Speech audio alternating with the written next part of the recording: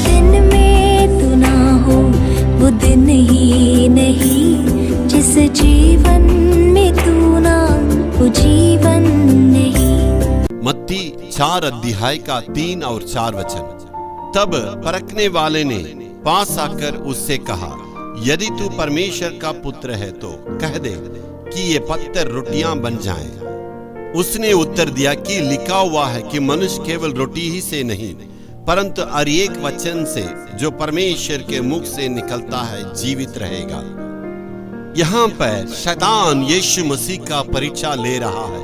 यदि तू परमेश्वर का पुत्र है तो इस पत्थर को कह दे रोटियां बन जाएं। तो प्रभु यीशु मसीह के बारे में वो जानता है, क्योंकि मत्ती 3 अध्याय का 17 वचन में प्रभु पिता परमेश्वर ने कहा, ये मेरा प्रिय पुत्र है, मैं इसे अति प्रसन्न हूँ। देखिए परमेश्वर ने इनको इतना आशीष दिए। यीशु मसीह उनका पुत्र के रूप में प्रभु ने ग्रहण किया और वादा भी किया है और गवाही भी दिया है। इतना 30 साल की सेवा में पिता परमेश्वर ने उनको बार बार कहा है मेरा पुत्र है, और परमेश्वर ने गवाही दिया।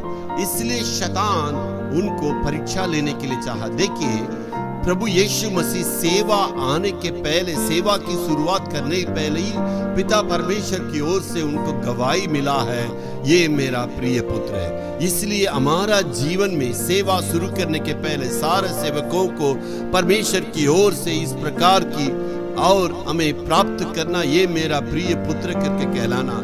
आजकल शैतान इस प्रकार हमें परीक्षा में लाके गिराने के लिए चाहता। मेरे प्यारों, यदि आपके परिवार में देखिए, आप इतना अच्छे परिवार है, प्रभु में आप आगे बढ़ रहे, पति पत्नी में प्रेम में आगे बढ़ रहे, बच्चे आज्ञा में आगे बढ़ रहे, शैतान किसी न किसी ढंग से आपके परिवार को तोड़ने के लिए चाहता है, आपके परिवार की खुशी को निकालने के लिए चाहता है, आपका परिवार की परमेश्वर की उपस्थिति से दूर करने के लिए चाहता है। इसलिए चारों तरफ में कोशिश करता है। बच्चों को परीक्षा में लाएगा, आपको परीक्षा में लाएगा, आपकी पत्नी को परीक्षा में लाएगा, किसी न किसी ढंग से परमेश्वर से आपको दूर करने के लिए चाहता है। लेकिन हमें गवाही जीवन बिताना है शैतान के सामने, शत्रु के सामने।